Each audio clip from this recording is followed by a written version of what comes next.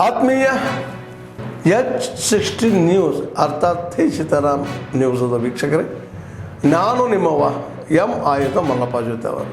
ತಾವು ಈಗ ಸುದ್ದಿಗಳ ಲೋಕಕ್ಕೆ ಎಂಟ್ರಿ ಹೊಡಿತಾ ಇದ್ದೀರಿ.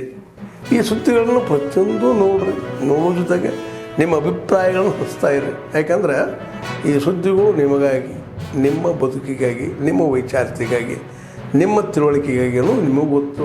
ಜೊತೆಗೆ ನಮಗೂ ನಿಮ್ಮೊಂದಿಗೆ ಇದೊಂದು ಮಾತಾಡುವಂಥ ಜೊತೆಗೆ ಸುದ್ದಿಗಳನ್ನು ಬಿಡುವಂಥ ಕೆಲಸ.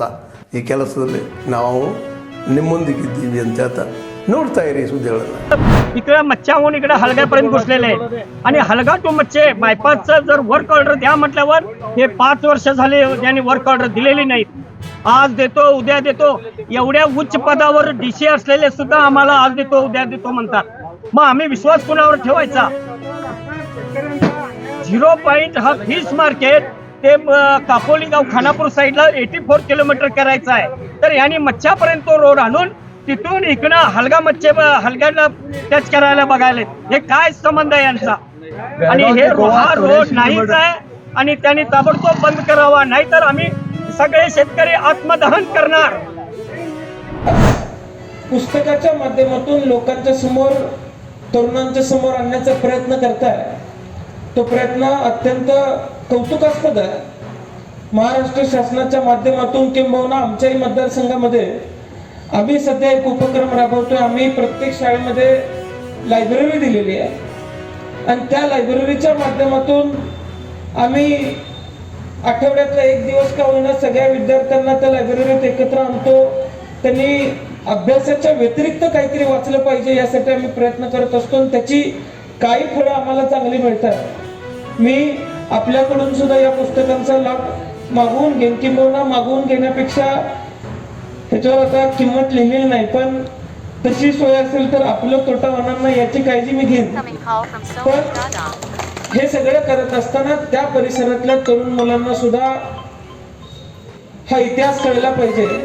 त्यामुळे येत्या 1 मेला महाराष्ट्र दिनानिमित्त खरं तर सुट्ट्या असतात, पण त्यापूर्वी आपण हे पुस्तक त्या परिसरामध्ये प्रत्येक शाळेमध्ये प्रत्येक विद्यार्थ्याच्या हाती देऊ आणि कुठला तरी एक दिवस ठरवून अभिप्राय पुस्तकाच्या बाबतीत जर विद्यार्थ्यांकडून मागितला तर विद्यार्थी सुद्धा हे पुस्तक वाचतील असा विश्वास मला त्या ठिकाणी व्यक्त करायचा आहे. त्यामुळे महाराष्ट्रामध्ये त्याची सुरुवात मी माझ्या मतदारसंघातून करतोय आणि येणाऱ्या काळात आपल्या पक्षाच्या माध्यमातून ज्यावेळेस काम करायचे आपल्याला बेकायदेशीर काम चाललेलं आहे. ह्या रोडचं काही सर्वे नसताना हा रोड ह्याचं नोटिफिकेशन आहे 0.84 किलोमीटर गोवा रोडचं, ते सोडून यांनी इकडे घुसलेले आहेत आणि शेतकऱ्यांचं सहमती घेतलेली नाहीत आणि हे बेकायदेशीरित्या काम चालू आहे.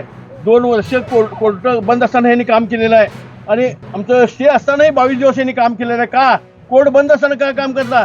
म्हणजे हे भारतात काय कायद्याचा काय संबंधच नाही, हा कायद्याचाही अपमान आहे असं चाललंय भारतात.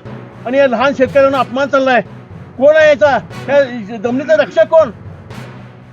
रक्षक करणारे कोणच नाहीत. आम्हाला पोलिसांना उभा करतात आणून आणि आम्हाला दमदाटी करून पाठवतात.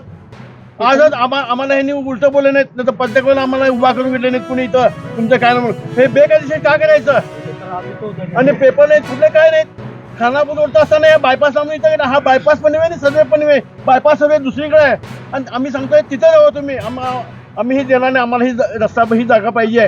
कारण एवढंच नव्हे तर ह्याच्या पुढचे 1000 एकर जमीन बाद होणार आहे. कारण ह्या दक्षिणेचं पाणी, उत्तर साईडला पाणी मिळतं शेतकऱ्यांना आणि आज ते बंद होणार आहे. आता एजंट फिरायला लागलेत, कुणाची जमीन विकायची आहे का सांगा, आणून त्यांनी भर टाकले म्हणजे सगळं सत्यानाश. आणि हेच नव्हे तर प्लॉटसाठी बी मोठ्या प्रमाणात जमीन जायला लागले. ते वडगावला येऊन त्यांनी बघून जावं. आणि माझं हे आहे सरकारला की ह्याच्यावर आयोग नेमावा आणि मग हे काम चालू करावं. ಭ್ರಷ್ಟಾಚಾರ ಜಾಸ್ತಿ ಆಗಿದೆ. ಪೊಲೀಸರು ಸಹಿತ ಸರ್ಕಾರದ ಒಂದು ಏಜೆಂಟ್ರಾಗಿ ಕೆಲಸ ಮಾಡ್ತಾ ಇದ್ದಾರೆ. ಆ ಪರಿಸ್ಥಿತಿ ಇವತ್ತು ಆಗಿದ್ದರಿಂದ ಸಿಟಿ ರವಿ ಅಂತ ಒಬ್ಬ ಲೀಡರ್ಗೆ ತೊಂದರೆ ಕೊಡುವಂಥದ್ದು ನಿರಂತರವಾಗಿ ನಡೀತಾ ಇದೆ. ಎಲ್ಲಿ ಹೋಗಿ ಕ್ಷಮಾಪಣೆ ಕೇಳಬೇಕು ಮತ್ತೊಂದು ಅನ್ನುವಂಥದ್ದು, ಈ ರೀತಿ ದಮ್ ಕೊಡುವಂಥದ್ದು ಏನಿದೆಲ್ಲ ಗುಂಡಾ ಸಂಸ್ಕೃತಿ, ಇದನ್ನು ಜನ ವಿರೋಧ ಮಾಡ್ತಾರೆ ಮತ್ತು ಭಾರತೀಯ ಜನತಾ ಪಾರ್ಟಿ ವಿರೋಧ ಮಾಡ್ತದೆ. ಅದಕ್ಕೆ ಇವತ್ತು ಯಾರು ಮೊದಲು ಥ್ರೆಟ್ ಕೊಟ್ಟಾರಲ್ಲ ಅವ್ರನ್ನ ನೀವು ಹಿಡಿಯುವಂಥ ಕೆಲಸ ಮಾಡಿ, ಅವರು ಒಳಗೆ ಅರೆಸ್ಟ್ ಮಾಡಿ ಒಳಗೆ ಹಾಕಿರಿ. ಅವರು ಅದು ಬಿಟ್ಟು ಈಗ ಸಿಟಿ ರವಿ ಅಂತವ್ರು ಒಳಗೆ ಹಾಕೋದು, ಆದ್ರೆ ಯಾರು ಥ್ರೆಟ್ ಕೊಡ್ತಾರ ಹೊಡಿಲಿಕ್ಕೆ ಹೋಗ್ತಾರ ವಿಧಾನಸಭೆಯಲ್ಲಿ ಹೊಡಿಲಿಕ್ಕೆ ಹೋಗ್ತಾರ ಸಿ ಟಿ ರೇವಂತ್ ಅಂಥವ್ರು ಆರಾಮಿದ್ದಾರೆ ಹೊರಗಡೆ. ಆದ್ರೆ ಸಿ ಟಿ ರೇವಂತ್ ಅವ್ರಿಗೆ ಡೇ ಟು ಡೇ ತೊಂದರೆ ಕೊಡುವಂಥದ್ದು ಚಾಲು ಆಗಿದೆ. ಇದು ಒಳ್ಳೆಯದಲ್ಲ ಅಂತ ಹೇಳ್ತೀವಿ. ಆತ್ಮೀಯರೇ, ಎಲ್ಲ ಸುದ್ದಿಗಳನ್ನು ನೋಡಿದ್ರಲ್ಲ, ಏನು ಅನಿಸ್ತು ನಿಮಗೆ? ಇದರಲ್ಲೇ ನಿಮ್ಗೆ ಲೈಕ್ ಆಗಿರ್ಬೋದು, ಡಿಸ್ಲೈಕು ಆಗಿರ್ಬೋದು, ಕಾಮೆಂಟ್ ಬೇಡಪ್ಪ ಅಂತೂ ಅನಿಸಿರ್ಬೋದು, ಕಾಮೆಂಟ್ ಮಾಡಬೇಕಪ್ಪ ಅನಿಸಿರ್ಬೋದು, ಶೇರ್ ಮಾಡಬಾರ್ದಪ್ಪ ಅನಿಸಿರ್ಬೋದು, ಮಾಡಬೇಕು ಅನಿಸಿರ್ಬೋದು.